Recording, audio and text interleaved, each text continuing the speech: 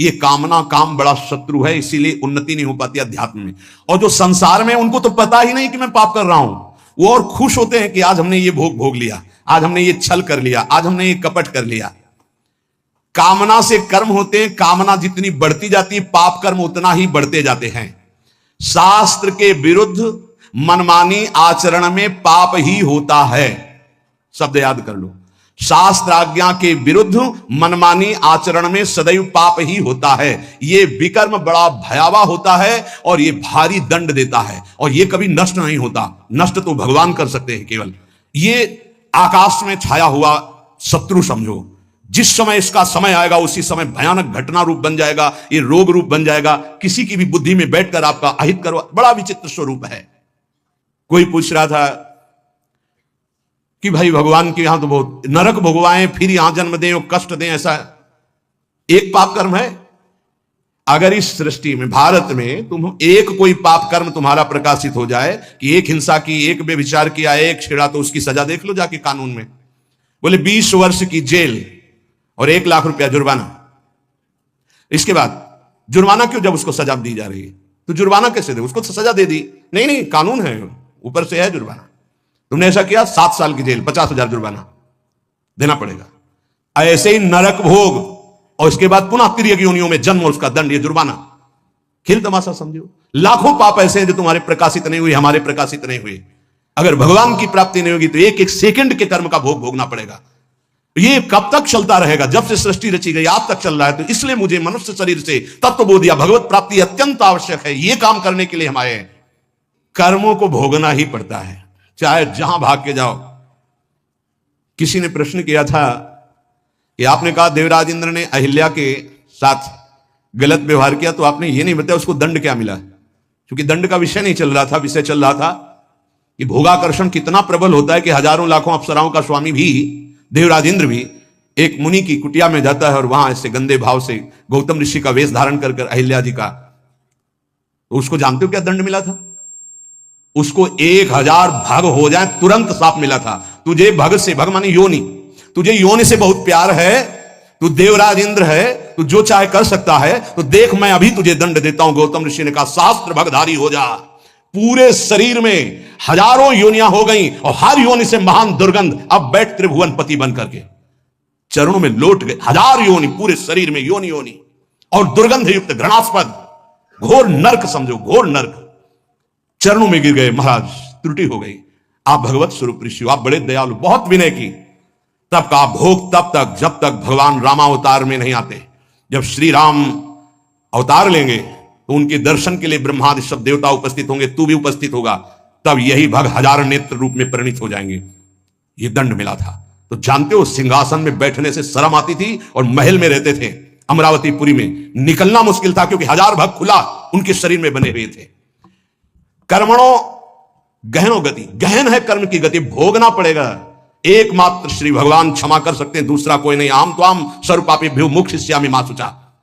कामना जब उपासक के अंदर होती है तो ना चाहते हुए भी उससे पाप कर्म हो जाता है। विकर्म से बचना है तो काम, कामना, वासना मन ते अति कर दूर। राधा राधा राधा, पर है बहुत कठिन, बहुत कठिन है। कामना के त्याग के बिना ये निषिद्ध कर्म, पाप कर्म, विकर्म, इससे बचा नहीं जा सकता। गहनो कर्मणों गति, कर्म की बड़ी गहन गति है।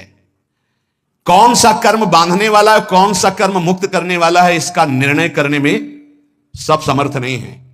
जो भगवान में चित्त जोड़े हुए या स्वरूप बोध है, वही उन्हीं के द्वारा निर्णय माना जा सकता है। ये बड़े बड़े विद्वानों में भी गलती हो जाएगी निर्णय करने में। निर्णय में 2 ही समर्थ हैं, या तो भगवत प्रेमी महात्मा या ब्रह्मबोध संपन्न ब्रह्म ऋषि। कर्म क्या है समझ गए? कोई भी कर्म करने के पहले जो फल आकांक्षा से प्रेरित होकर शास्त्र सम्मत किया जाता है उसे कर्म कहते हैं। अकर्म क्या है?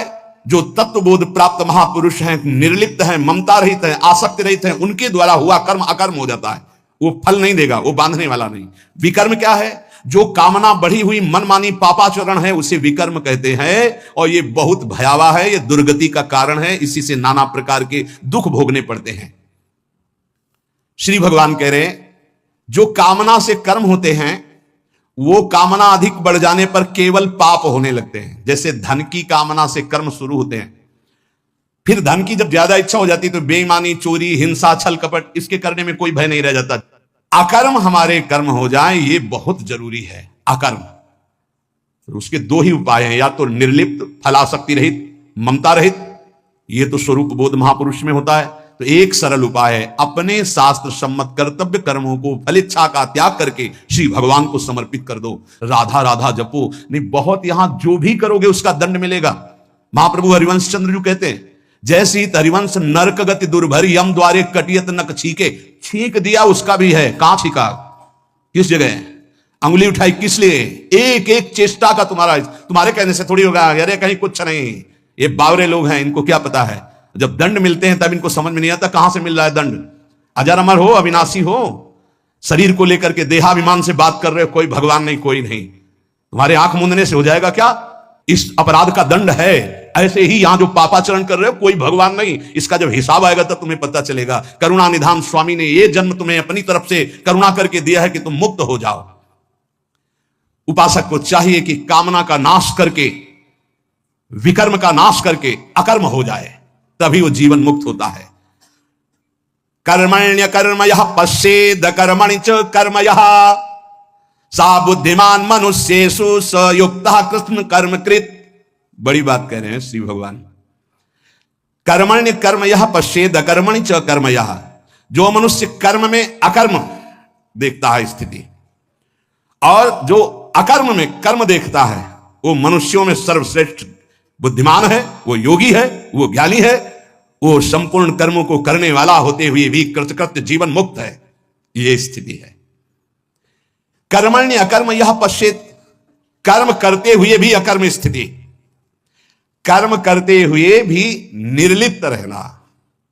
निर्लिप्तता एक बहुत बड़ी सिद्धि है। यहां जो भी कर्म होता है लिप्त होकर होता है। मानो आधी आपकी परिक्रमा हुई, चलो अब बैठ करके पद गाते हो गए, नहीं नहीं थोड़ा ही तो रह गया, पूरी हो जानी चाहिए। क्यों, कौन सा फल चाहिए, कौन सा फल चाहिए? नहीं, पूरी होने पर ही सिद्धि होती, फल प्राप्त होती। फल आगे रख लिया ना, लिप्त हो गए, लिप्त हो गए। ये इसी तरह सब शुभ से शुभ, बड़े से बड़े कर्म में निर्लिप्तता का मतलब है पूर्ण होना, ना होना, लाभ होना या हानि हो जाना, जय या पराजय, सुख या दुख, सुख दुखे समय कृत्वा लाभा लाभो जया जयो, ये निर्लिप्त स्थिति है।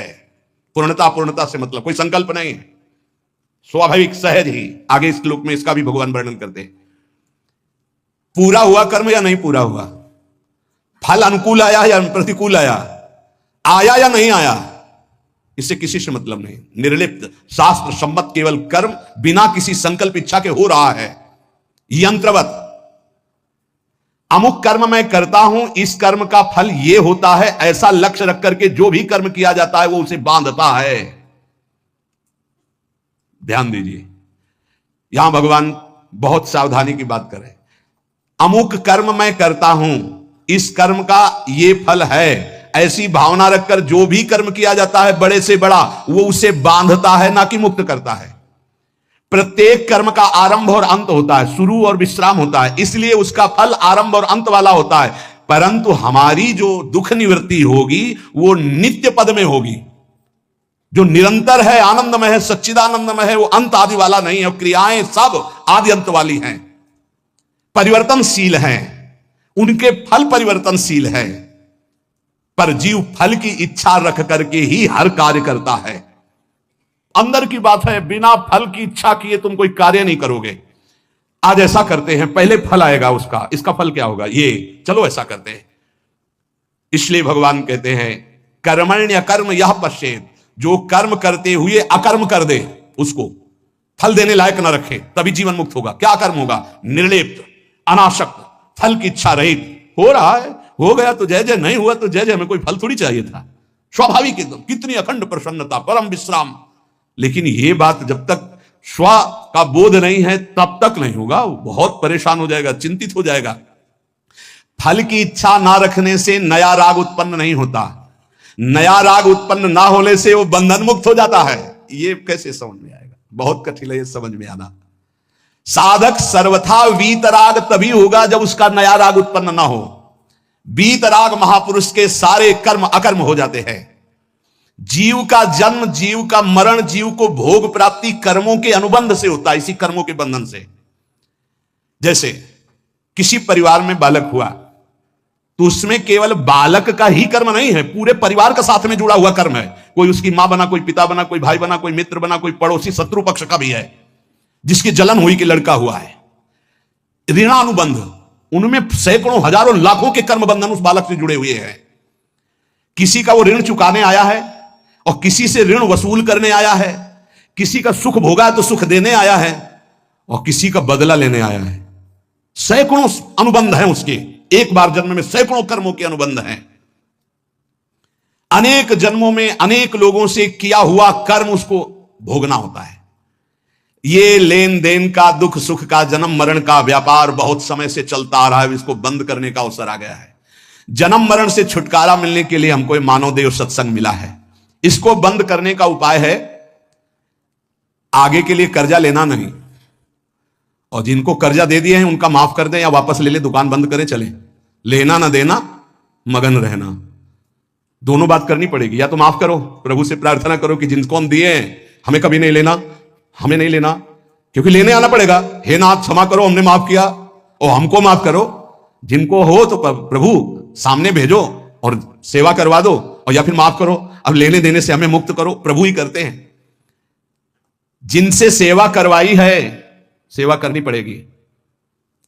नया ऋण लेना बंद करो, पुराना ऋण चुका दो, सेवा कर दो, सेवा ले मत। ऋणानुबंध, लेने देने का व्यापार अगर बंद हो गया तो तुम मुक्त हो जाओगे, जन्म मरण बंद हो जाएगा। जैसे दुकानदार अपनी दुकान खत्म करना चाहता हो तो उसे दो काम करने पड़ेंगे। जिसको देना है उसको तो पक्का दे दो, देना ही पड़ेगा, नहीं तो दुकान हटाने के बाद भी वो लेगा तुमसे। तुम वही दुकानदार हो ना, 100 रुपया लो हमारे, तुमने लिए थे, देना पड़ेगा। लेने में क्षमा कर सकते हो कि हमें नहीं चाहिए, पर देने में आपको देना होगा। जिससे लेना है उसे तो तुम क्षमा कर सकते हो, जाओ हमने माफ किया, लेकिन जिसको देना है वो देना है। नहीं हो तो कहीं भी दुकान खत्म करने के बाद भी मिलोगे तो तुमसे ले लेगा। अगर ये लेना और देना दोनों मिटा पाए इस जन्म में, तभी तो। जैसे कोई गाली दी तो हिसाब है भाई, हिसाब है। और हृदय में पीड़ा हुई ना तो हमने पहुंचाई होगी पीड़ा। राधा राधा राधा, किसी ने धक्का मारा, किसी ने कटु व्यवहार किया, अपमान किया, भगवान हमारे किसी अपराध का मार्जन कर रहे हैं, इसीलिए भक्त सहता है। अपने लिए अब किसी से कोई ऋण ना ले, सेवा किसी भी तरह का कुछ भी ऋण, ये ध्यान रखो, यहां से जाना है, हमें यहां से जाना है। शरीर से प्रेम ना अपने करो ना किसी और के करो, ये छूटने वाला है, जाने वाला है। कब जाएगा अब इसका पता नहीं, शाम के जाएगा कि कल सुबह जाएगा कि दोपहर जाएगा, 10 वर्ष में जाएगा कि 5 वर्ष, जाना है। जब हमें जाना है इस देश से तो फैलावा काहे को फैलाओ, समेट के अटैची बिल्कुल तैयार। मरने से सब जग डरा मेरो मन आनंद, कब मरी हो कब भेटी हो पूर्ण परमानंद। समझ में आ रहा है? मरने वाली अब शकुन वाली बात घर में अगर चला दे तो फिर बहुत ही, हाँ ये आखिरी मृत्यु होनी चाहिए, पर घर परिवार में बातें अब शकुन मानी जाती है, मरने की बात नहीं। नहीं क्यों? क्योंकि पापाचरण में रति नहीं होगी अगर मरना दिमाग में रहेगा।